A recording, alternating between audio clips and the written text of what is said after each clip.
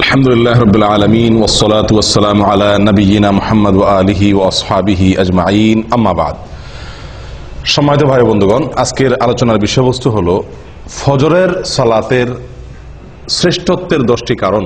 আমাদের দেশে বা আমাদের সারা দুনিয়াতে মসজিদগুলোতে অন্য 4 ওয়াক্তে মুসল্লি যাই থাকে, ফজরের সময় তার চাইতে অনেক কম থাকে।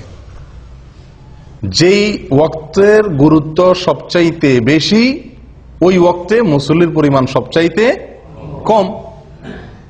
অথচ অন্য 4 ওয়াক্তে মুসল্লি এলাকায় নাও থাকতে পারে। জোহরের সময় কোনো ডিউটিতে কেউ থাকতে পারে, আসরের সময় কোথাও যেয়ে থাকতে পারে, মাগরিব এশায় বাজার ঘাট কেনাকাটি মার্কেটিং বা অন্য কোনো কাজে মানুষ ব্যস্ত থাকতে পারে, মহল্লায় নাও থাকতে পারে। ফজরের সময় প্রত্যেকটা মানুষ কোথায় আছে?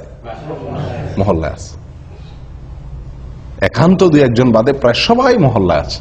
তাহলে তো জোহরে যদি 4 কাতার হয়, আসরে যদি 4-5 কাতার হয়, মাগরিবে যদি 5-7 কাতার হয়, ফজরে তো 10 কাতার হওয়ার কথা, ঠিক না? ঠিক। কিন্তু ফজরে 1 কাতার পাইতে কষ্ট হয়ে যায়, 2 কাতার জোগাড় হইতে অনেক কষ্ট হয়ে যায়। প্রিয় বন্ধুগণ, এর কারণ কি? এর প্রধানতম কারণ হলো ফজরের নামাজের গুরুত্ব আমরা মুসলমানরা বুঝতে পারিনি। ফজরের নামাজের 10টি ফজিলত, 10টি শ্রেষ্ঠত্বের বিশেষ কারণ, 10টি মর্যাদার বিশেষ কারণ, স্পেশালিটি আছে যেটি অন্য সালাতের জন্য নাই। তার ভিতরে প্রথম হলো ফজরের সালাত বা ফজরের নামাজ। এটা হলো ইমানের আলামত, ইমানদারের আলামত। কিসের আলামত ভাই? ইমানদারের আলামত। নামাজ মাত্রই ইমানদারের আলামত। যে ব্যক্তি ইমানদার সে মসজিদে আসবে, যাবে, তাকে তার ইমান আছে কথা সাক্ষ্য দেওয়ার নির্দেশ আমাদেরকে করা হয়েছে। যদি সে মসজিদে আসা যাওয়া করে, নামাজি হয়, নামাজি না, মসজিদে আসা যাওয়া করে না, তাহলে তার ইমানের সাক্ষ্য আমরা দিতে পারি না। কিন্তু ফজরের নামাজে হাজির হওয়া এটা ইমানদারিত্বের বিশেষ সাক্ষ্য, বিশেষ প্রমাণ। ইমানদার যে খাঁটি, নির্ভেজাল, পিওর, এটার প্রমাণ হলো ফজরের নামাজে কি হওয়া? উপস্থিত হওয়া। যদি কেউ ফজরের নামাজে উপস্থিত হতে না পারে, ফজরের নামাজ পড়তে তার কষ্ট হয়ে যায়, একদিন আসলে 10 দিন মিস হয়ে যায়, ফজরের নামাজে সে আসতেই পারে না, এরকম যদি হয়, তাহলে বুঝতে হবে তার ঈমান নিয়ে নতুন করে চিন্তা করা দরকার আছে। তার ঈমানের ভিতরে যথেষ্ট ঘাপলা আছে। নবী সাল্লাল্লাহু আলাইহি ওয়াসাল্লাম বলেছেন, আবু হুরায়রা রাদিয়াল্লাহু তাআলা থেকে বর্ণিত, বুখারী এবং মুসলিমের হাদিসে আসছে, তিনি বলেন, লাইসা সালাতুন আথকালা আলাল মুনাফিকিনা মিনাল ফজর ওয়াল ইশা লাউ ইয়ালামুনা মা ফিহিমা লাআতাউহুমা ওয়ালাউ হাবওয়ান। ফজর এবং এশার নামাজ, এই 2 ওয়াক্ত নামাজ মুনাফিকদের উপরে পড়া সবচেয়ে কষ্টের। অন্য কোন নামাজ পড়তে মুনাফিকদের এত কি হয় না? কষ্ট হয় না। মুনাফিক কারা ভাই? মুসলমানের বেশভূষা ধারণ করছে, সমাজে টিকতে হয় তাই মুসলমানের সাথে সব কাজ তাল মিলায়া করে, কিন্তু তলে তলে তার ভিতরে কি নাই? ভিতরে ঈমান নাই। একে বলা হয় মুনাফিক। এই মুনাফিকের ব্যাপারে নবী সাল্লাল্লাহু আলাইহি ওয়াসাল্লাম বলছেন যে লাইসা সালাতুন আথকালা আলাল মুনাফিকিনা মিনাল ফজর ওয়াল ইশা। ফজর এবং এশা, অন্য বর্ণনায় আসছে ফজর এবং আসর, কিন্তু সর্বাবস্থায় ফজরের কথা আগে বলা আছে। এই ফজরের নামাজ, এটা মুনাফিকের জন্য এই নামাজে উপস্থিত হওয়া কষ্টসাধ্য। যার এই নামাজে উপস্থিত হওয়া সুযোগ হয় না, তৌফিক হয় না, কষ্ট হয়, বুঝতে হবে সেই ব্যক্তির ঈমান নিয়ে যথেষ্ট করে প্রশ্ন তোলার সুযোগ আছে। আমি কি বুঝাতে পারছি প্রিয় ভাইয়েরা? তাহলে ফজরের নামাজে উপস্থিত হওয়া এটা কিসের আলামত? ঈমানদারের আলামত। ফজরের নামাজে উপস্থিত না হইতে পারা কিসের আলামত? মুনাফিকের আলামত। মুনাফিকের জন্য এটা কঠিন হয়ে যায় উপস্থিত হইতে পারাটা। তাহলে অন্য সালাত, জোহরের ব্যাপারে এটা বলা হয় নাই যে জোহরের নামাজে মুনাফিকরা আসতে কষ্ট হয়। জোহরের নামাজে 1 নম্বর, 2 নম্বর, 3 নম্বর, 4 নম্বর সব কিসিমের, 3rd class, 2nd class, 1st class সব কিসিমের মানুষ কি জোহরে আসতে পারে, মাগরিবে আসতে পারে। বুঝে আসছে কথা? কিন্তু ফজরের নামাজ এটা এমন একটা নামাজ যে এই নামাজে যে মুনাফিক 2 নম্বরই করে আসে, মানুষ দেখাইতে আসে, সে এই ভোর রাত্রে আরামের ঘুম ফালায় আসাটা খুব বেশি সহজ না। যদি কেউ আসতে পারে, বোঝা যাবে সেই লোকটা হলো খাঁটি ইমানদার, তার ভিতরে ঈমান আছে। প্রিয় ভাইরা, তাহলে এই কোষ্টি পাথরে আজকে যাচাই করলে বহু লোক ইমানদারিত্বের পরীক্ষায় উত্তীর্ণ হওয়া কঠিন হয়ে যাবে। ইমানদারিত্বের প্রমাণ দেওয়া অনেকের জন্যই কি কষ্টকর হয়ে যায়। প্রিয় ভাইরা, তাহলে ফজরের নামাজের প্রথম ফজিলতের বিষয় হলো এটি ইমানদারের আলামত। কার আলামত? ইমানদার আলামত। ফজরের নামাজে উপস্থিত হইতে পারা মুনাফিকি থেকে মুক্তির একটি অন্যতম উপায়। আপনি মুনাফিকি থেকে নিজে মুক্ত, এটা প্রমাণ করার অন্যতম উপায় হলো ফজরের নামাজে কি হওয়া, উপস্থিত হতে পারা। নাম্বার 2, ফজরের নামাজ যদি কেউ আদায় করে তো ওই দিনের জন্য সে আল্লাহ সুবহানাহু ওয়া তাআলার জিম্মায় চলে যায়। কোথায় চলে যায়? আল্লাহ সুবহানাহু ওয়া তাআলার সুরক্ষা সে লাভ করে ওই দিনের জন্য। ওই দিনের জন্য ইন্স্যুরেন্স হয়ে যায় আল্লাহ সুবহানাহু ওয়া তাআলার কাছে। নবী সাল্লাল্লাহু আলাইহি ওয়াসাল্লাম বলেছেন, জুনদুব ইবনে আব্দুল্লাহ ইবনে সুফিয়ান আল-বাজালি রাদিয়াল্লাহু তাআলা আনহু থেকে বর্ণিত, এটি সহিহ মুসলিমে আসছে। নবী সাল্লাল্লাহু আলাইহি ওয়াসাল্লাম বলেন, মান সাল্লাস সুবহা ফাহুয়া ফি যিম্মাতিল্লাহ। যে ব্যক্তি ফজরের নামাজ পড়বে সে কার জিম্মায়? আল্লাহ সুবহানাহু ওয়া তাআলার জিম্মায় চলে যাবে। দুনিয়ার কোন লোক, দুনিয়ার কোন নেতা, দুনিয়ার কোন পুলিশ অফিসার, এসপি, ওসি যদি আপনারে বলে যে আপনি আমি দায়িত্বে আছি, কোনো কিছু আমাকে বলবেন, আপনার কোনো কিছু হবে না। এলাকার নেতা, এমপি সাহেব যদি বলে দেয়, আমাদের মনটা কত মনে কত সাহস হয় না? ও ভাই, আল্লাহ সুবহানাহু ওয়া তাআলা বলে দিচ্ছেন যে আল্লাহ ওই ব্যক্তির জিম্মা নেন। বড় কোনো বিপদ আপদ মুসিবত কোনো সমস্যার সম্মুখীন সে হবে না। আল্লাহ সুবহানাহু ওয়া তাআলা স্বয়ং তার জিম্মাদারি নিয়ে নেন। কোন ব্যক্তির? যে ব্যক্তি ফজরের নামাজ জামাতের সাথে। ফজরের নামাজ আপনি পড়লেন, তার মানে ওই দিনের জন্য আপনি গ্যারান্টি পেয়ে গেলেন যে আপনার জিম্মাদারি কে রাখছেন? আল্লাহ সুবহানাহু ওয়া তাআলা রাখছেন। আপনি দিনের বেলা চলেন ফিরেন কাজ করেন, আপনি নির্ভয়ে চলতে পারেন যে আপনার জিম্মাদারি আল্লাহ সুবহানাহু ওয়া তাআলা নিয়েছেন। এটা ফজরের নামাজের জন্য আছে, অন্য কোনো নামাজের জন্য এরকম কোনো কথা বলা হয় নাই। নাম্বার 3, ফজরের নামাজে হাজির হলে আপনার পক্ষে আল্লাহর ফেরেশতাগণ আল্লাহর কাছে গিয়ে সাক্ষ্য দিবে। আপনি যে ভালো মানুষ এ কথার সাক্ষ্য দিবে কে? ফেরেশতারা। আল্লাহ সুবহানাহু ওয়া তাআলা তো জানেন আপনি ফজরের নামাজ পড়ছেন, কিন্তু তারপরেও আল্লাহর ফেরেশতাগণ গিয়ে আপনার পক্ষে ওকালতি করবে, আপনার পক্ষে গিয়ে সাক্ষ্য দিবে যে আল্লাহ আপনার বান্দাকে আমরা নামাজে দেখে আসছি। নবী সাল্লাল্লাহু আলাইহি ওয়াসাল্লাম বলেছেন, এটিও বুখারী মুসলিমের হাদিস, আবু হুরায়রা রাদিয়াল্লাহু তাআলা থেকে বর্ণিত, তিনি বলেন, ফেরেশতারা, দিনের ফেরেশতারা এবং রাতের ফেরেশতারা উভয়ে পালা বদল করে দুনিয়াতে ডিউটি করতে আসে আসমান থেকে। একদল ফেরেশতা আসে দুনিয়াতে, সারা পৃথিবীতে তারা বিচরণ করে। তারা আসমান থেকে নামে কখন? ফজরের সময়। তারা দিনের বেলা ডিউটি করতে আসে। আরেকদল ফেরেশতা সারা রাত ডিউটি করেছিল, তারা ফজরের সময় উপরে উঠে যায়। আবার তারা আসরের সময় আসে।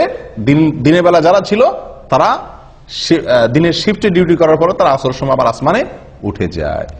এই যে ফেরেশতাদের পালা বদল হয়, 2 ওয়াক্ত সালাত, ফজর এবং আসর, এই 2 ওয়াক্ত সালাত হলো ফেরেশতাদের ডিউটি বদলের সময়। আর এই সময়ে যদি আপনি ফজরের নামাজে হাজির হন, তো এই ফেরেশতারা যখন আল্লাহর কাছে চলে যায়, তখন আল্লাহ তাআলা জিজ্ঞেস করেন তাদেরকে যে আমার বান্দাদেরকে কি অবস্থায় রেখে আসছো? বুঝে আসছে কথা? অমুককে অমুককে অমুককে অমুককে এদেরকে কি অবস্থা রেখে আসছো? তো যারা নামাজরত ছিল আল্লাহ তাআলা তো জানেন কে কি অবস্থা আছেন। তারপর আল্লাহ তাআলা তাদের কাছ থেকে শুনে ওই নামাজি বান্দার জন্য একজন সাক্ষী আল্লাহ তাআলা সাব্যস্ত করেন, তার পক্ষে একজন সাক্ষী আল্লাহ তাআলা খাড়া করে দেন, ফেরেশতারা যেন সাক্ষী হয়ে যেতে পারে। তখন ফেরেশতারা বলে, আল্লাহ, আমরা যখন গিয়েছিলাম তখনও তারা সালাত আদায় করছিল, হ্যাঁ, আবার তারাকনাহুম ওয়া হুম ইউসাল্লুন ওয়া আতাইনাহুম ওয়া হুম ইউসাল্লুন। আমরা যখন সকালে ডিউটি করে আসছিলাম তখনও তারা নামাজ পড়তেছিল, আবার যখন বিকেলে গেলাম তখনও তারা আসরের নামাজ পড়তেছিল। ও ভাই, সেজন্য ফজরের নামাজ এবং আসরের নামাজ, তো এই ফজরের নামাজের বিষয়ে নবী সাল্লাল্লাহু আলাইহি সাল্লামের এই হাদিস থেকে বোঝা গেল যে যদি কেউ ফজরের নামাজে হাজির হয়, নামাজ পড়ে, তাহলে আল্লাহর ফেরেশতারা তার পক্ষে আল্লাহর কাছে কি দেয়? ভালো মানুষ হিসাবে, নামাজি হিসাবে সাক্ষী দেয়, সাক্ষ্য দেয়। কয়টা ফজিলত গেল? 3। 1 নম্বর হলো ইমানদারিত্বের পরিচয়, ফজরের নামাজে হাজির হওয়া। মুনাফিকি খাতা থেকে নাম কাটার একটা অন্যতম সুযোগ হলো কি করা? ফজরের নামাজে হাজির হওয়া। নাম্বার 2, ফজরের নামাজ পড়লে ওই দিনের জন্য আল্লাহ জিম্মায় চলে যায়। কোথায় চলে যায়? আল্লাহর জিম্মায় চলে যায়, আল্লাহ সুবহানাহু ওয়া তাআলার দায়িত্বে চলে যায়। নাম্বার 3, ফেরেশতারা ওই ব্যক্তির জন্য কি করে? ভালো মানুষ হিসাবে তার জন্য সাক্ষ্য দেয়। ওই ব্যক্তি যে ভালো মানুষ, সে সাক্ষ্য কে দেয়? ফেরেশতারা আল্লাহ সুবহানাহু ওয়া তাআলার কাছে দেয়। নাম্বার 4, ফজরের নামাজ যদি কেউ জামাতের সাথে আদায় করে যদি কেউ ফজরের নামাজ পড়ে তাহলে আল্লাহ সুবহানাহু ওয়া তাআলা তাকে সারা রাত জেগে নফল ইবাদত করার সওয়াব দেয়। নবী সাল্লাল্লাহু আলাইহি ওয়াসাল্লাম বলেছেন, এটি সহিহ মুসলিমে আসছে, ওসমান ইবনে আফফান রাদিয়াল্লাহু আনহু থেকে বর্ণিত, মান সাল্লাল ইশা ফি জামাআহ ফাকান্নামা সাল্লা নিসফাল লাইল ফাকান্নামা কামা নিসফাল লাইল ওয়া মান সাল্লাস সুবহা ফি জামাআহ ফাকান্নামা সাল্লাল লাইলা কুল্লাহ আও ফাকান্নামা কামাল লাইলা কুল্লাহ আও কামা ক্বাল। ভাই, যদি কেউ এশারের সালাত জামাতের সাথে আদায় করে তো ওই ব্যক্তি অর্ধেক রাত দাঁড়িয়ে দাঁড়িয়ে নফল ইবাদত করলে, তাহাজ্জুদের নামাজ পড়লে যে সওয়াব পাইতো সেই সওয়াব আল্লাহ সুবহানাহু ওয়া তাআলা তাকে দিবেন। যদি এশার নামাজ কোথায় পড়ে? জামাতের সাথে মসজিদে হাজির হয়ে আদায় করে। আর যদি কেউ ফজরের নামাজ জামাতের সাথে আদায় করে তো আল্লাহ সুবহানাহু ওয়া তাআলা তাকে সারা রাত দাঁড়িয়ে তাহাজ্জুদের নামাজ পড়ার, নফল নামাজ পড়ার, রাত জেগে সারা রাত জেগে নফল নামাজ পড়ার সওয়াব আল্লাহ তাআলা তাকে দান করবেন। আপনি শুধু এশার নামাজটা জামাতের সাথে পড়ে ঘুমায় যান, এরপরে উঠে ফজরের নামাজটা জামাতের সাথে পড়েন, বাস সারাটা রাত ঘুমাইলেন, অথচ আপনার আমল নামার ডিউটি লেখা হলো আপনি নফল আমল করছেন, নফল নামাজ পড়ছেন। বিনা ডিউটিতে বেতন পাওয়ার একটা সুযোগ। কোন নামাজ? ফজরের নামাজ। কয় নম্বর গেল? 4।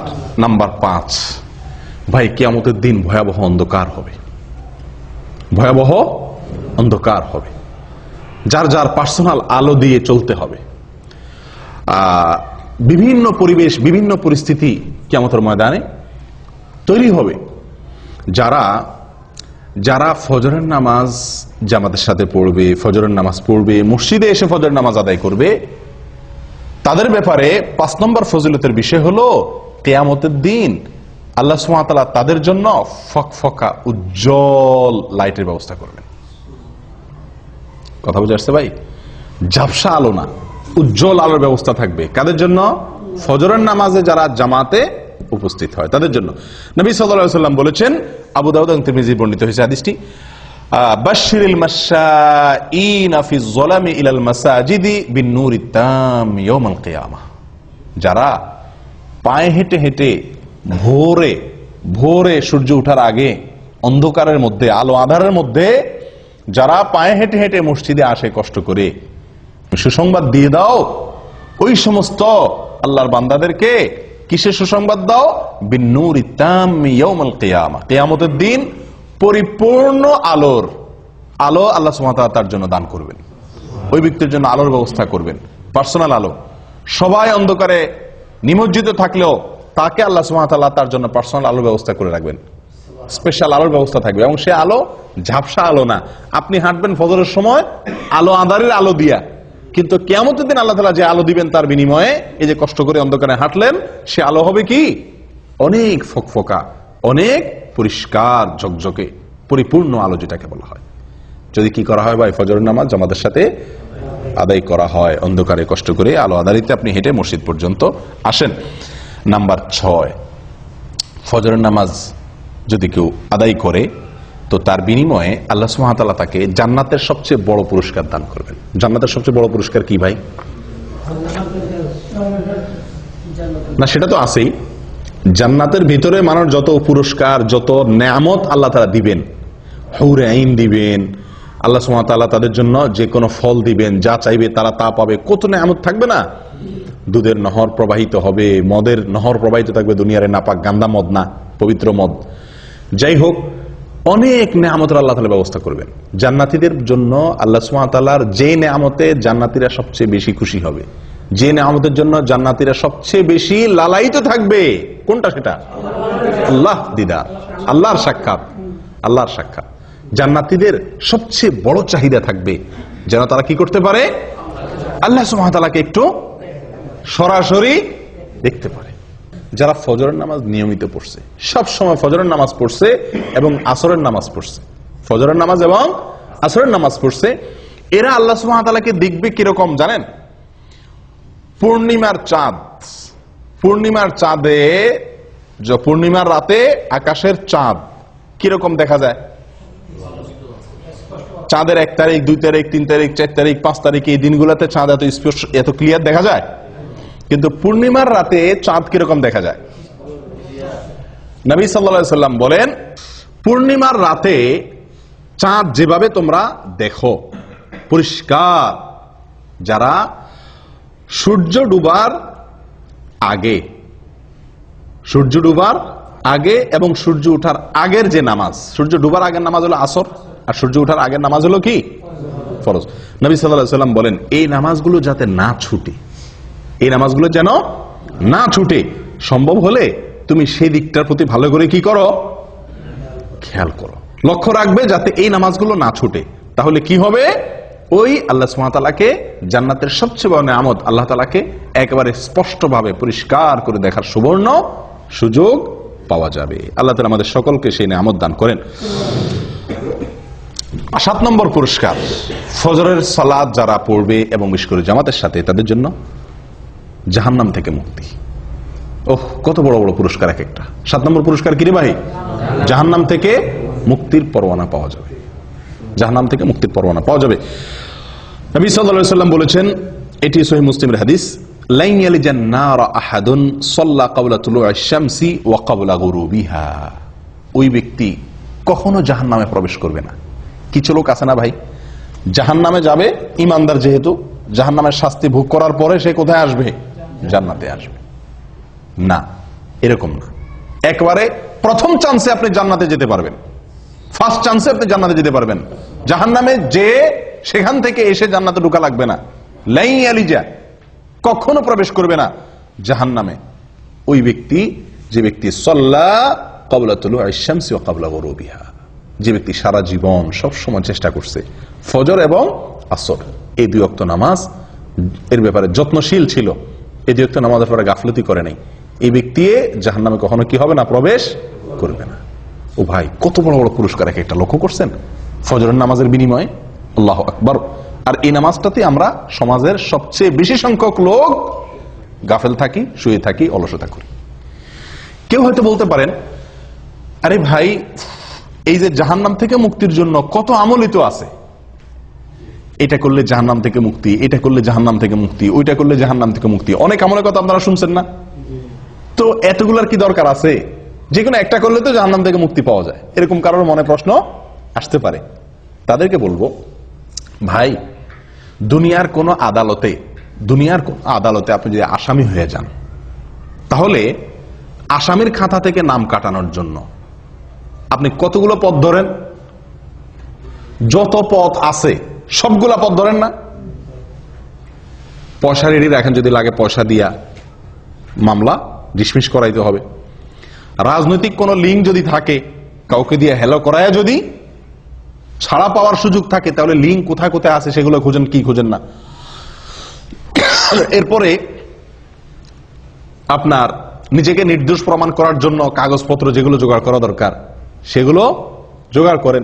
এত কিছুর পরেও আবার যদি জেলে যাওয়া লাগে, তাহলে সংসার ব্যবসা বাণিজ্য কেমনে চলবে সেই ব্যবস্থাও রাখেন। অর্থাৎ আপনার সাধ্যে যতগুলো ওয়ে আছে সকল ওয়ে আপনি অবলম্বন করেন, উদ্দেশ্য যেন মামলাটা ডিসমিস করানো যায় দুনিয়ার আদালতে। ঠিক না ঠিক? ও ভাই, আখিরাতের আদালতে কোনো মামুখালু চলবে না, ঘুষ ঘাস চলবে না, হায় হেলো চলবে না। সেই জায়গাতে মুক্তির জন্য, সেই জায়গায় মুক্তি তো চিরকালের জন্য মুক্তি, সেই জায়গায় ধরা তো চিরকালের জন্য ধরা, তারপরে আর কোনো কোর্ট নাই, আদালত নাই। তাহলে সেখান থেকে মুক্তির জন্য একজন ইমানদার মানুষ যেই আমল শুনবে যে এই আমল করলে জাহান্নাম থেকে বাঁচা যাবে, খপ করে সেই ওই আমলটাকে ধরবে। ঠিক না বেঠিক? যে বিশ্বাস করবে জাহান্নামকে, সে তো একটা দুইটা ওয়ে অবলম্বন করে এটা বলবে না, তুষ্ট হবে না যে ঠিক আছে তো জাহান্নাম থেকে বাঁচার জন্য ওই যে একটা কাজ করছি তো, খালাস হয়েছে তো, এরকম করবে। বরং কারণ আমার সেটার মাধ্যমে যে আমি জাহান্নাম থেকে মুক্তি পাবো, আমার সে আমলটা যে সলিড হয়েছে, পিওর হয়েছে, আল্লাহর কাছে গ্রহণযোগ্য হয়েছে, তার কোনো গ্যারান্টি তো নাই। এই জন্য যতগুলো ওয়ে আছে জাহান্নাম থেকে বাঁচার জন্য, তার সবগুলো অবলম্বন করবে একজন ইমানদার মানুষ। অতএব ফজরের নামাজে হাজির হওয়া, ফজরের নামাজ নিয়মিত পড়া, এটি জাহান্নাম থেকে মুক্তির একটি অন্যতম উপায়। এবং এখানে শব্দটি লাই ইয়ালিজান নার, নবী সাল্লাল্লাহু আলাইহি ওয়াসাল্লাম বলেছেন লাই ইয়ালিজান না, কখনো জাহান্নামে প্রবেশ করবে না। আল্লাহু আকবার। তাহলে বোঝা যায় ফার্স্ট চান্সে সে কোথায় চলে যাবে? জান্নাতে চলে যাবে। আল্লাহ আমাদের সকলকে তৌফিক দান করেন।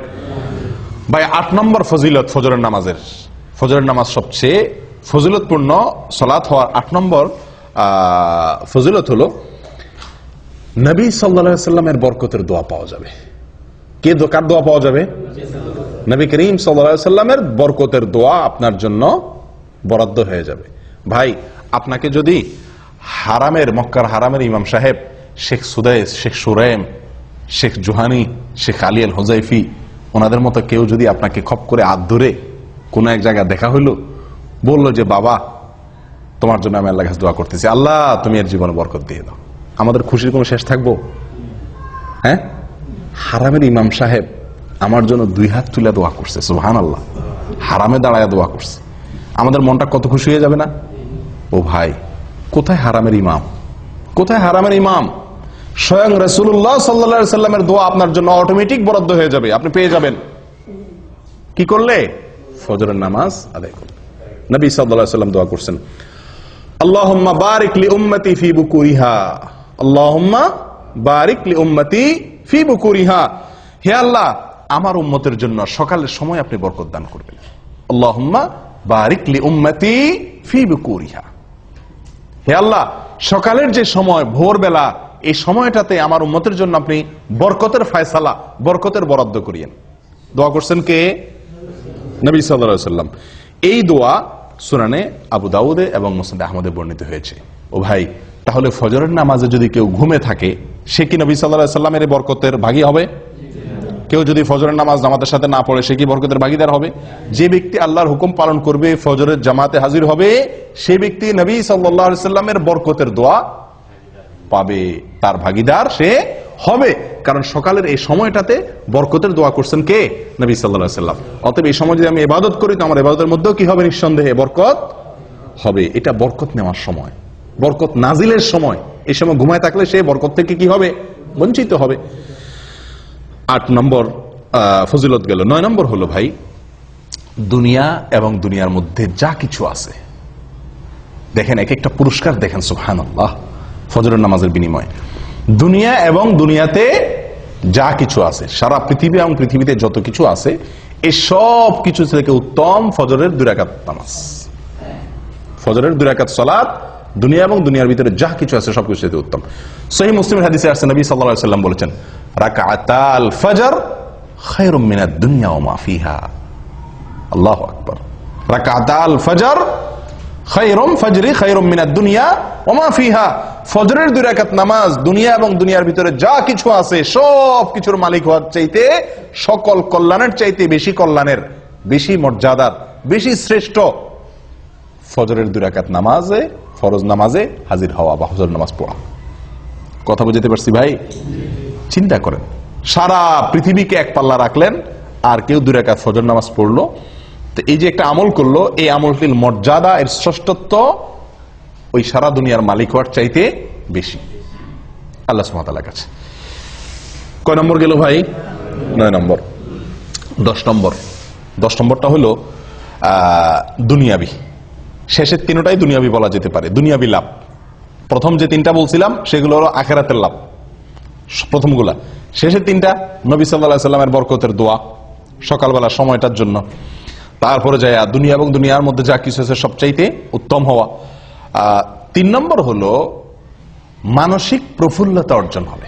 ফজরের নামাজ যদি কেউ পড়ে, তাহলে কি হবে ভাই?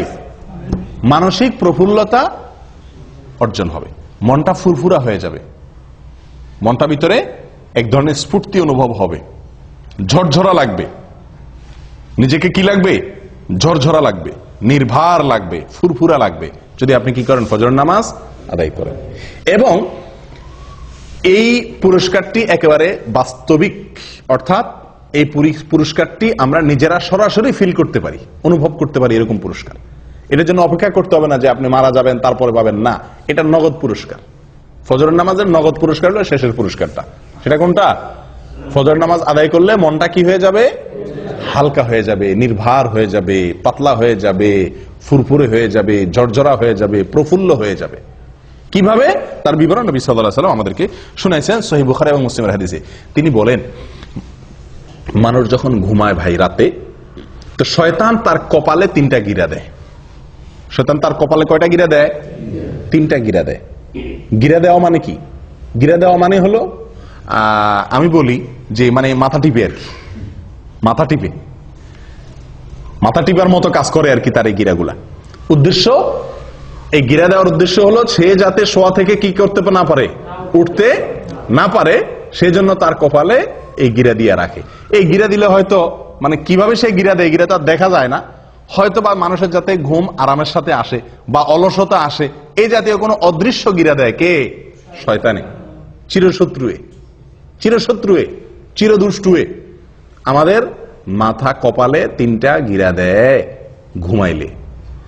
এরপরে যখন ফজরের সময় হয়, ভোরবেলা হয়, আল্লাহর কোনো বান্দা যদি তার ভিতরে ইমানের শক্তি থাকে, তার ভিতরে যদি কি থাকে, ইমানের শক্তি থাকে, আর কোন রকম একটু সাহস করে বাহাদুরের মতো কম্বলটা ফেলা দিয়ে এরকম উঠতে পারে, তো সঙ্গে সঙ্গে শয়তান মিয়ার একটা গিরা কি হয়ে যায়, খুলে যায়।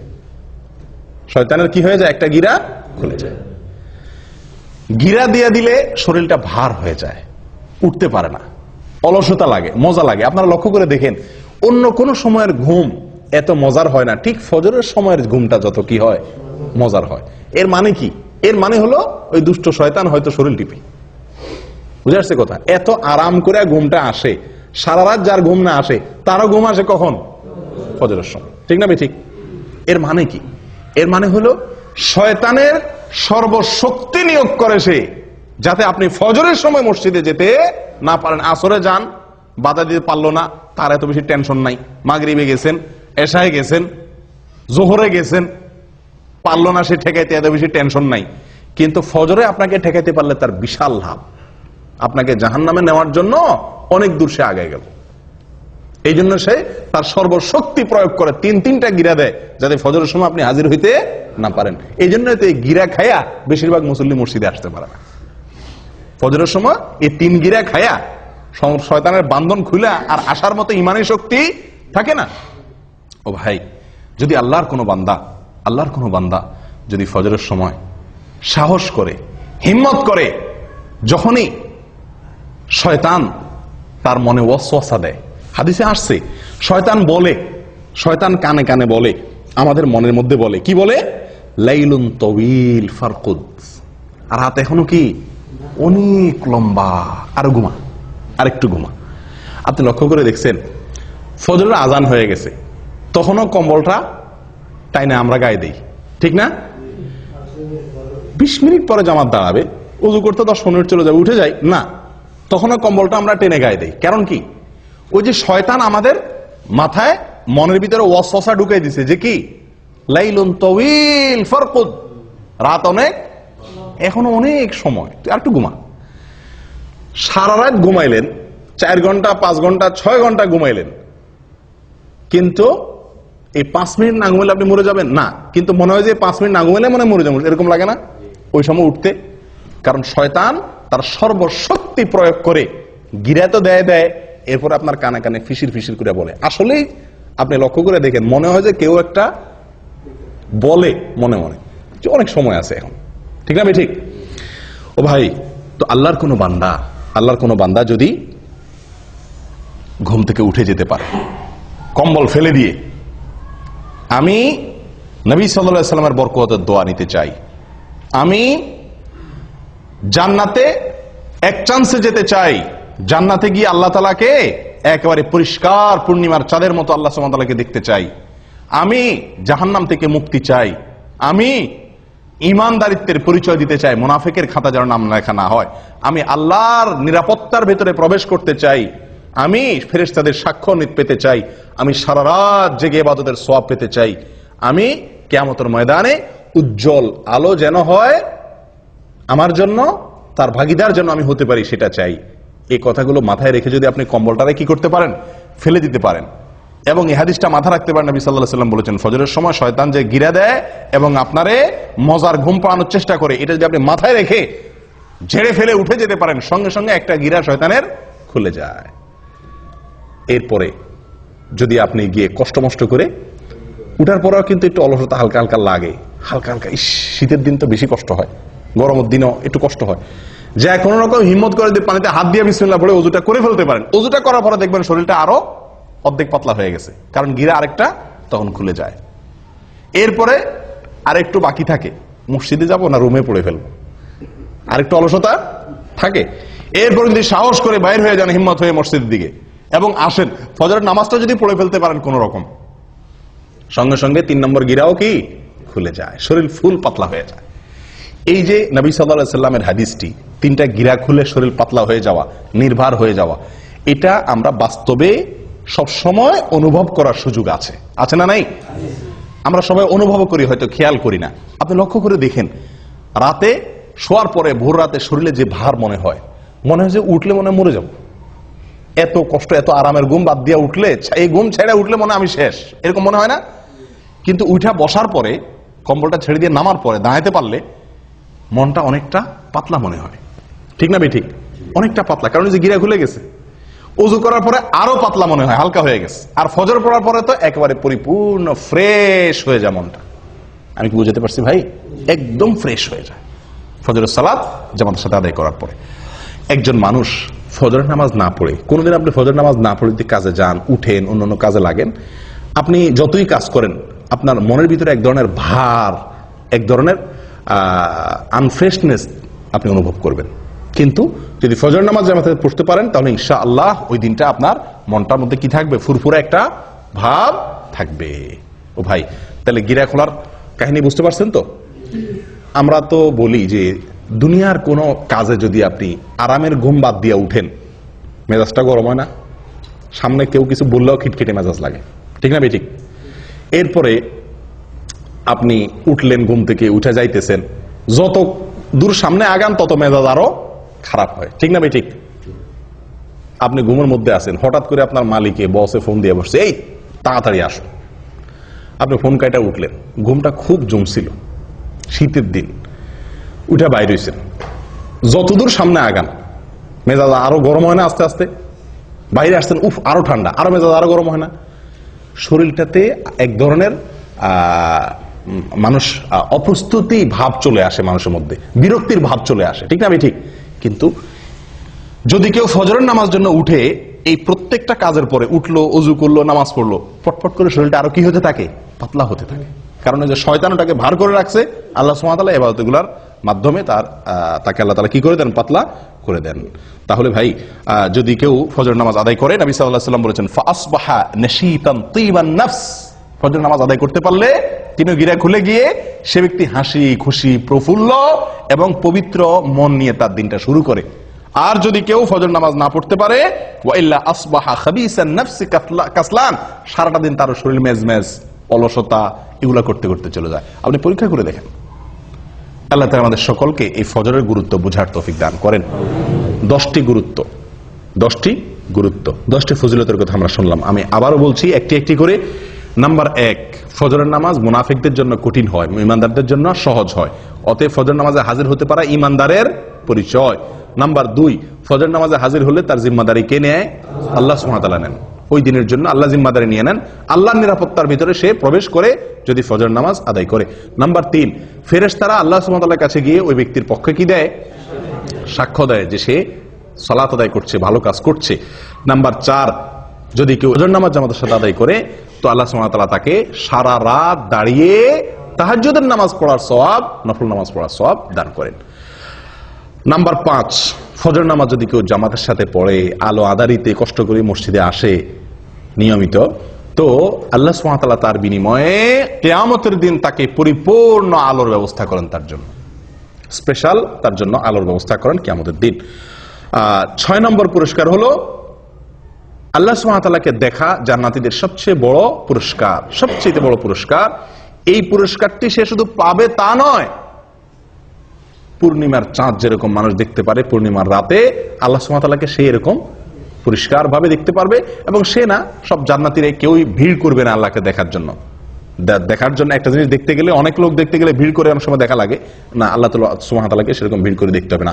এক কথা, আল্লাহ সুবহানাহু ওয়া তাআলার সাথে সাক্ষাৎ নসিব হবে, দিদার নসিব হবে। কি করলে? ফজর নামাজ জামাতের সাথে আদায় করলে, নিয়মিত আদায় করলে। 7 নম্বর আমল ভাই, 7 নম্বর আমল হলো জাহান্নাম থেকে মুক্তির পরোয়ানা পাওয়া যাবে।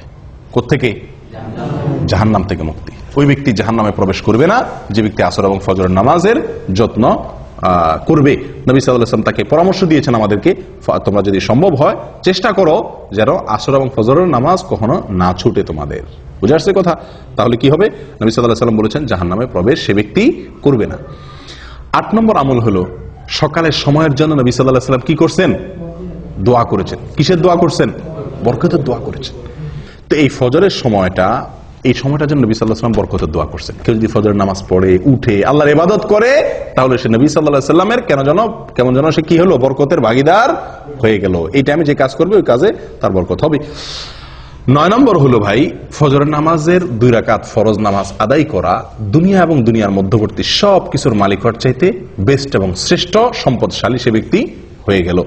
10 নম্বর হলো ফজর নামাজ যদি জামাতের সাথে আদায় করেন তাহলে মনটা প্রফুল্ল হয়ে যাবে, হাসি খুশি হয়ে যাবেন, নির্ভার হয়ে যাবে, পাতলা হয়ে যাবে এবং এভাবে আপনার সারাটা দিন কাটবে।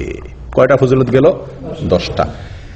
11 নম্বর একটা সম্পূরক ফজিলতের কথা বলি, সেটাও দুনিয়াবি ফজিলত। সেটা হলো স্বাস্থ্যের দিক থেকে একজন মানুষ যদি ফজর নামাজে উঠে অনেক রোগ বালাই থেকে আল্লাহ তাআলা তাকে হেফাজত করেন। যে ব্যক্তি সকালে ঘুমায় থাকে ওই ব্যক্তির চাইতে যে ব্যক্তি সকালে উঠে ওই ব্যক্তির জন্য স্বাস্থ্যগত দিক থেকে সে ব্যক্তি অনেক বেশি ভালো থাকে। দেখুন আমাদের ইয়েতে উর্দুতে একটা প্রবাদ বা হিন্দিতে একটা প্রবাদ আছে, সুবাহ কি হাওয়া হাজার বিমারিও কি দাওয়া। সকালবেলার হাওয়া এটা হাজার হাজার রোগের ঔষধ। একজন মানুষ যদি ফজরের নামাজের সময় উঠে, ফজরের নামাজের সময় মসজিদে আসে পায়ে হেঁটে, তাহলে সকালে হাওয়া তার গায়ে লাগবে কি লাগবে না? যে ঘুমা রয়েছে 7টা-8টা বাজে উঠছে তার তো এই নসিব হয় নাই। তাহলে স্বাস্থ্যের জন্য এটা কি অত্যন্ত ভালো, সকালে ফজর নামাজ জন্য উঠতে পারা। ও ভাই, আমাদের বিশেষ করে প্রবাসে এবং দেশেও বহু লোককে দেখা যায় ফজরের নামাজ পড়ে। কখন পড়ে? সূর্য ওঠার পরে, মানে তার মন মতো। সোজা কথা, সকাল 7টা অথবা 8টা বাজে ফজরের নামাজ পড়ে। আবার হাদিসও দেয় অনেকে। হাদিস কি? নবী সাল্লাল্লাহু আলাইহি ওয়াসাল্লাম বলেছেন, মান নামা আন সালাতিন আও নাসিয়াহা ফালইউসাল্লিহা ইযা যাকারাহা ফাইন্না যালিকা ওয়াক্তুহা। নবী সাল্লাল্লাহু আলাইহি ওয়াসাল্লাম বলেছেন, যদি কেউ ঘুমায় যায়, ঘুমের কারণে উঠতে না পারে, অথবা ভুলে যায়, তাহলে তার যখন স্মরণ হবে বা ঘুম ভাঙবে তখনই তার নামাজ পড়বে, তার গুনাহ হবে না, ওইটাই তার জন্য নামাজ। বাহ! এই হাদিস দেখায় 12 মাস বহু লোক আছে ওই ফজরের নামাজের সময় উনি ঘুমায় থাকেন। উনি 8টা বাজে, 7টা বাজে, 9টা বাজে উঠা মাশাআল্লাহ করে নামাজ পড়েন, এবং এটা 12 মাস বা বেশিরভাগ সময়। এরকম বহু লোক আছে না?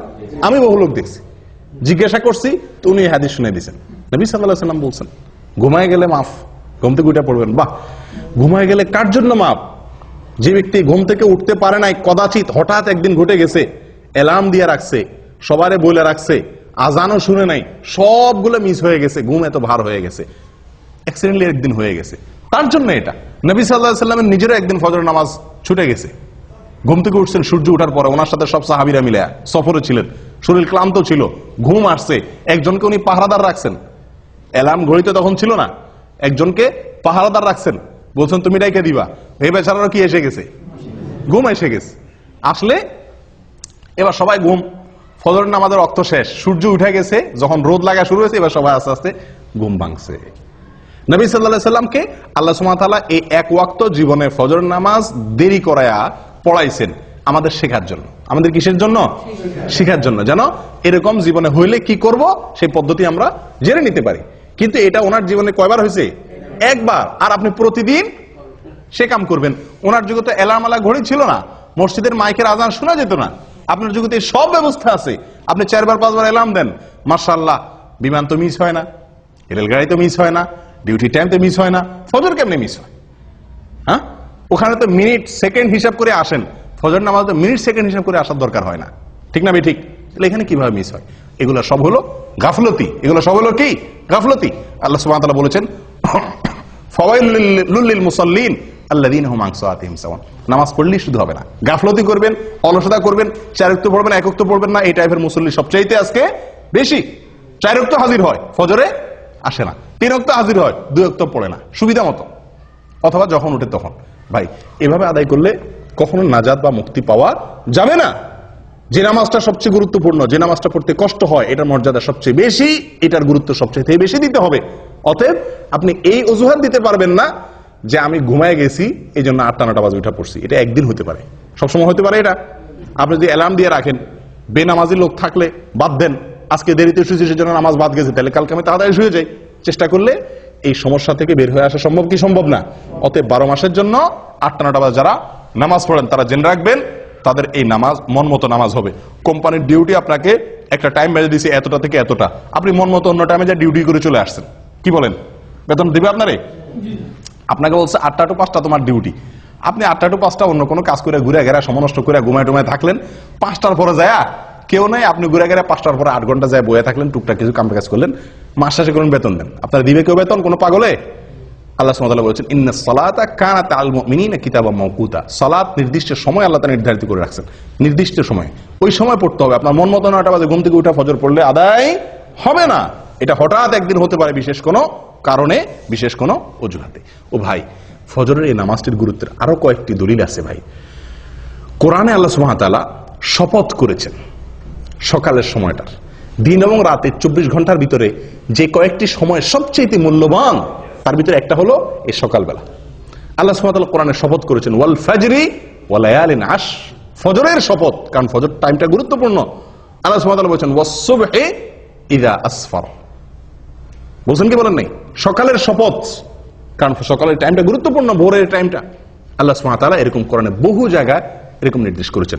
এক জায়গায় বলেছেন ওয়াসাব্বিহ বিল আশি ওয়াল ইবকার, সকালে এবং সন্ধ্যায় এই দুই টাইমে আল্লাহর পবিত্রতা বর্ণনা করো, ইবাদত করো, নামাজ পড়ো। ও ভাই, তাহলে এই টাইমটার গুরুত্ব বোঝা গেছে তো?